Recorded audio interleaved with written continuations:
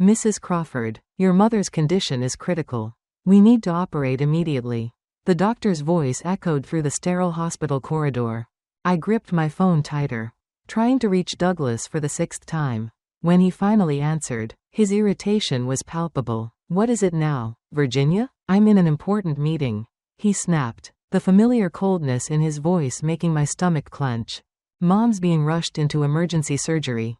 I need you here," I pleaded, my voice cracking. The fluorescent lights buzzed overhead as I waited for his response. "Sorry, can't make it. Big things happening. Just handle it yourself," he replied before hanging up. I'm Virginia Crawford, 47 years old, and that moment in St. Luke's Hospital in Birmingham was when I finally admitted to myself that my marriage was beyond saving. As I watched the nurses wheel my mother toward the ICU, memories of happier times flooded back. Summer afternoons in our family's Victorian estate. The scent of mother's roses wafting through open windows. Father's warm laughter echoing through the ornate halls. That estate had been in our family for 4 generations. After father passed 3 years ago, mother and I inherited it together. The old house meant everything to us. Every creaking floorboard, every intricate molding told our family's story. Douglas used to understand that. Or at least I thought he did. When we first married 15 years ago, he would spend weekends helping mother tend to her beloved garden. But somewhere along the way my husband's heart turned as cold as marble. As I sat in the ICU waiting room, my phone buzzed with a text from Douglas. "Secured my future. Just sold the estate. Leaving for Brazil tonight with someone who actually makes me happy. Goodbye." A strange calm washed over me as I read his message. What Douglas didn't know was that I had been watching his every move for months. My private investigator had kept me well informed of his schemes, including his affair with his young secretary and their plans to flee the country. I typed back a single word. Fascinating. Looking at my mother's fragile form through the ICU window, I felt a fierce determination rise within me. Douglas had no idea what was coming. Sometimes the best revenge is letting someone walk straight into the trap they set for themselves. Douglas wasn't always this way. When we first met at a charity gala in Birmingham 15 years ago, he was different, kind, ambitious, and genuinely caring. He worked as a junior partner at a law firm then, and his eyes would light up when he talked about helping his clients. I remember how he used to bring coffee to my father during long discussions about estate management. Eager to learn and understand our family's legacy. The Victorian estate had been more than just a home to us. Built in 1887 by my great-grandfather, it stood as a testament to our family's history. Every Christmas, every celebration, every quiet Sunday afternoon was spent within those walls. I can still picture my grandmother sitting in her favorite corner of the library, telling me stories about the generations before us. "Family isn't just about blood, Virginia," she would say, her eyes twinkling with wisdom. "It's about trust and protecting what matters most." The changes in Douglas were subtle at first. About 5 years ago he started spending more time at the office, coming home later and later. When my father passed away 3 years ago, something shifted in him completely. He began questioning every financial decision I made, insisting on having more control over the estate's affairs. I noticed small things missing from the house. Antique pieces, family jewelry, items he claimed were just being appraised. 2 months ago I found receipts for a luxury condo in Rio de Janeiro in his email.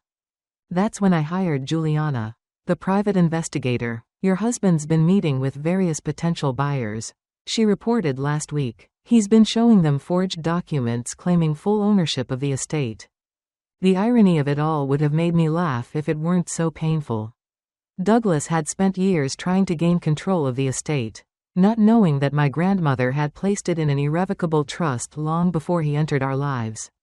She had seen similar situations unfold in other wealthy families, and had taken steps to protect our legacy. My phone buzzed again with another message from Douglas. "You'll thank me when you see how much I got for that old house." Time to move on. I tucked the phone away, my hand finding comfort in the worn leather of my grandmother's diary in my purse. Inside lay the truth that would soon shatter Douglas's plans completely. The ICU waiting room felt colder as night fell. My mother's surgery was taking longer than expected, and my nerves were fraying. That's when Juliana, my private investigator, called with news that made my blood run cold. "Virginia, I have something you need to see right away," she said, her voice urgent. "Can you check your email?" I opened the attachment she sent and my hands started shaking. There were dozens of photos. Douglas at expensive restaurants with his young secretary. Angela, shopping for jewelry at Tiffany's, and visiting high-end real estate offices. But what made my stomach lurch were the documents clearly visible in some of the photos. "He's been systematically emptying your personal accounts for months," Juliana explained. "The estate sale is just the final piece. He's already transferred most of your liquid assets to offshore accounts." I pulled up my banking app. And sure enough, my personal account showed a balance of just $842. The joint account we shared was completely empty. Tears stung my eyes as I realized he'd been planning this for months. Maybe years. My phone buzzed with another text from Douglas. "By the way, I took care of those dusty old photo albums in the library. Nobody needs that sentimental junk anymore. The buyers want the house empty by next week. The photo albums, my mother's precious memories, generations of our family history." I felt physically ill. The security camera feed from the estate popped up on my phone, showing Douglas and Angela loading boxes into his car. They were laughing, champagne glasses in hand, celebrating in our family home while my mother fought for her life in surgery. "Virginia," Juliana's voice brought me back to reality. "There's more. He's booked 2 first-class tickets to Rio de Janeiro for tonight. And he's been recording your phone calls with the hospital. He wanted to make sure your mother was too ill to interfere with the sale." The full weight of his betrayal crashed over me. He hadn't just been stealing our money. He'd been waiting for my mother to be at her most vulnerable. He'd timed everything perfectly, thinking I would be too distraught about my mother to notice what he was doing. The doctor appeared in the doorway just then. "Mrs. Crawford, your mother is stable. The surgery was successful, but she'll need extensive care during recovery." I clutched my grandmother's diary tighter, feeling the hidden documents inside that would be Douglas's undoing. He thought he had planned everything perfectly, but he had no idea what was coming. Sometimes the best revenge isn't just about winning. It's about letting your enemy lose everything on their own terms. "Mr. Reynolds, this is Virginia Crawford. I understand you're the buyer Douglas arranged for our estate?" My voice was steady, masking the anger churning inside me. "Ah, yes, Mrs. Crawford. Your husband mentioned you'd be calling to finalize the details. I must say $3.2 million is a steal for such a beautiful property." He sounded pleased with himself. "And you've already transferred the funds?" I asked, watching my mother's peaceful sleeping face. "Yes, just this morning. Your husband was quite insistent on immediate payment. Said something about an investment opportunity in Brazil that couldn't wait." I smiled grimly. "Mr. Reynolds, I suggest you contact your bank immediately and stop that transfer. You see, Douglas doesn't actually have the authority to sell the estate." There was a long pause. "I'm sorry, what?" "The property is in an irrevocable trust. Any sale without proper documentation from the trust administrator is fraudulent." I heard him inhale sharply. "I believe that would make you an unwitting participant in real estate fraud." While Mr. Reynolds processed this information, my phone buzzed with another text from Douglas. "Just dropped off the final paperwork with the buyers. You should be grateful. I got us a great deal. Heading to the airport now with my real future." I turned my attention back to Mr. Reynolds, who was now sputtering about legal documentation. "Check your purchase agreement carefully," I advised. "I'm sure you'll find some irregularities. My husband can be creative with paperwork when it suits him." Just then, Juliana slipped into the hospital room, nodding to confirm that everything was in place. She handed me a folder containing copies of the trust documents and recent bank statements showing Douglas's systematic theft. Mrs. Crawford, Mr. Reynolds' voice, had taken on a panicked edge. "I've just reviewed the documentation. These signatures, they don't match the county records." "No, they wouldn't," I replied calmly. "I suggest you contact your lawyer immediately. The FBI is already involved and they'll want to speak with you about your role in this transaction." As if on cue, my phone lit up with a call from Agent Sarah Martinez, who had been building a case against Douglas for the past month. "We're in position at the airport," she reported. Your husband just checked in for his flight to Rio with a woman matching Angela's description. Perfect timing, I said, watching Juliana set up her laptop to monitor the security feeds. He has no idea the trust administrator is waiting at the gate. The next text from Douglas made me shake my head. Boarding soon. You'll never find us where we're going. Enjoy your empty life in that worthless old house. I didn't bother responding. Instead, I opened my grandmother's diary and pulled out the document that would seal Douglas's fate. The original trust agreement, with its crystal-clear provisions about property transfer and fraud prevention. Juliana looked up from her laptop with a satisfied smile. Airport security just flagged their passports. Want to watch the show? Juliana's laptop screen showed the airport security feed as Douglas and Angela approached the international terminal. They looked confident, almost smug, pulling their expensive matching luggage. I noticed Angela wearing my mother's sapphire necklace, a family heirloom passed down for generations. Mrs. Crawford? Agent Martinez's voice crackled through my phone. We've discovered something disturbing. Your husband didn't just forge documents for the estate sale. He's been running a complex scheme involving multiple properties and elderly victims. My hand gripped the hospital bed rail as she continued. We've identified at least 6 other cases where he targeted wealthy families during medical emergencies. He would forge power of attorney documents while they were hospitalized. The revelation hit me like a physical blow. All those late nights at the office. The mysterious client meetings. He'd been perfecting his scheme for years. I thought of the other families. Other homes. Other lives he'd tried to destroy. There's more. Juliana interjected, her eyes fixed on her screen. I've traced the money trail. Angela isn't just his mistress. She's been his accomplice from the beginning. She works for a shell company that's been laundering money from these property scams. On the security feed, I watched as Douglas approached the gate. He was wearing the custom-made suit I'd given him for our anniversary last year. Probably the last gift I'd ever give him. Angela clung to his arm, giggling at something he'd said. Then everything happened at once. 2 FBI agents in suits approached from one direction. The trust administrator, Mr. Harrison, emerged from the other side, flanked by airport security. Douglas's face transformed from confusion to shock to rage in seconds. You don't understand. His voice came clearly through Juliana's audio feed. My wife gave me permission to sell the property. I have documentation. Forged documentation. Mr. Harrison interrupted. The Crawford estate has been in an irrevocable trust for over 20 years. Even if your wife wanted to, she couldn't authorize its sale. I watched Douglas's face pale as he realized his mistake. But instead of surrendering, he shoved Angela toward the agents and bolted. He made it about 10 steps before security tackled him, sending my mother's antique bracelet, which I hadn't even realized was missing, skittering across the airport floor. Virginia. Juliana's voice was urgent. Douglas just tried to transfer another $500 from your mother's account. If I hadn't frozen it yesterday. My phone buzzed with one final text from Douglas. You think you're so clever? Check your mother's medical insurance. Oops. My blood ran cold. I immediately called the hospital billing department. Sure enough, Douglas had canceled my mother's insurance policy last week, claiming it was a cost-cutting measure. The surgery she'd just undergone would cost hundreds of thousands of dollars. He'd planned it all. Get my mother hospitalized without insurance, drain our accounts, sell the estate, and disappear with the money while I drowned in medical debt. What he hadn't counted on was that I'd already transferred my mother to my own insurance policy 3 months ago. When Juliana first discovered his plans. Sometimes the best trap is the one your enemy never sees coming. As I watched Douglas being handcuffed on Juliana's laptop screen, Agent Martinez rushed into my mother's hospital room.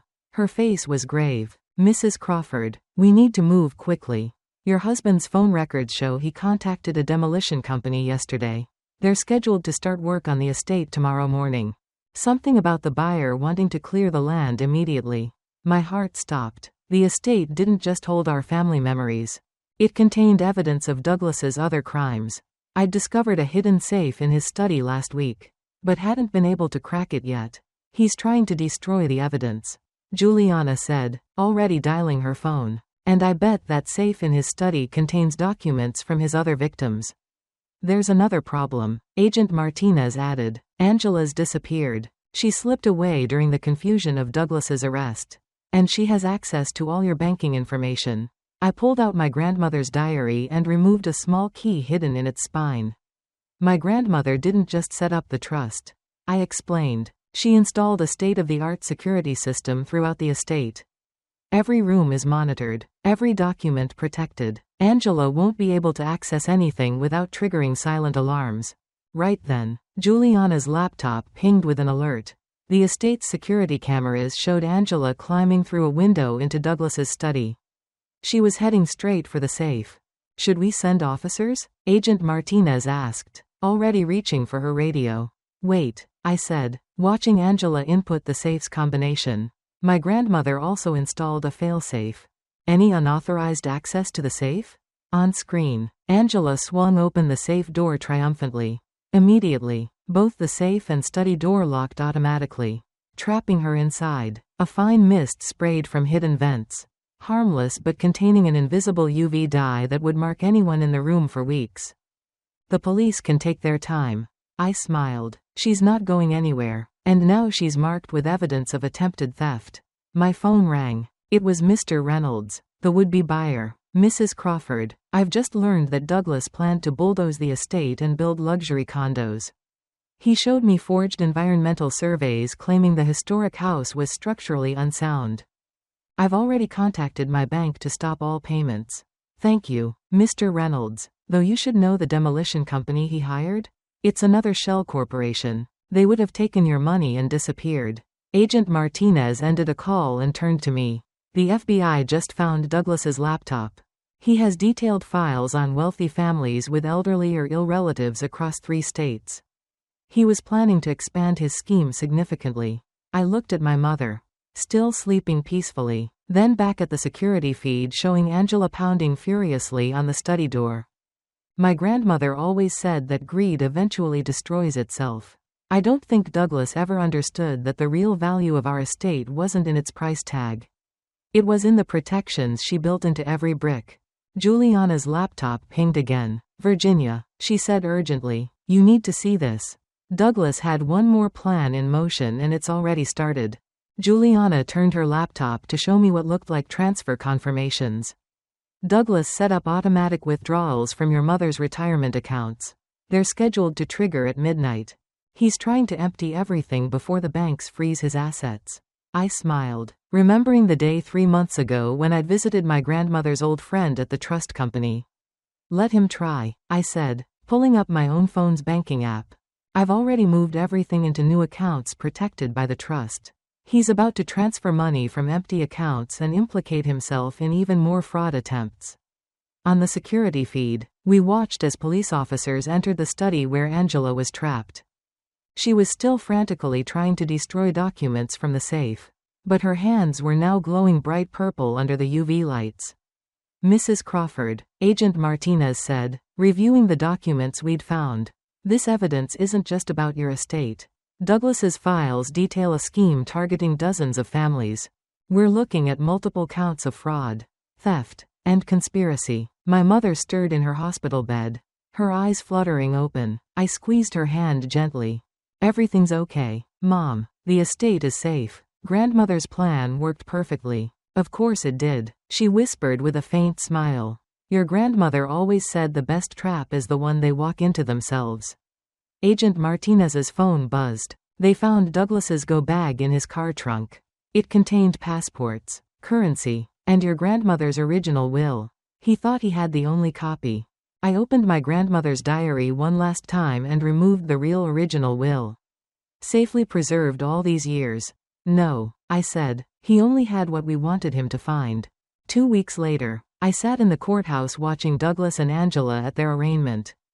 Gone were their designer clothes and arrogant smiles, replaced by prison jumpsuits and defeated expressions. The prosecutor read out 37 charges of fraud, conspiracy, and attempted theft. Your Honor, Douglas's lawyer began. My client was simply trying to protect his wife's assets. That's not what the evidence shows. The prosecutor interrupted, holding up a thick folder. We have documented proof of Mr. Crawford targeting multiple families during medical emergencies. attempting to steal their properties through elaborate fraud schemes. The UV mark documents recovered from his safe detail every crime. I thought about the other victims. 12 families who had almost lost everything to Douglas's schemes. Thanks to the evidence we'd gathered, they would all get justice. The judge set bail at $5 million each, remanding both Douglas and Angela to custody when they couldn't pay. As they were led away, Douglas turned to glare at me. I simply smiled and patted my grandmother's diary. He'd never understood that real wealth isn't about money. It's about family, legacy, and protecting what matters most. Back at the estate, my mother was recovering well in her old room, surrounded by the family photos and heirlooms we'd protected. The garden she loved was blooming again, and the house felt more alive than ever. I sat in my grandmother's favorite chair in the library, feeling her wisdom surround me. Sometimes the greatest victory isn't in the fight. It's in preserving what truly matters while letting greed destroy itself.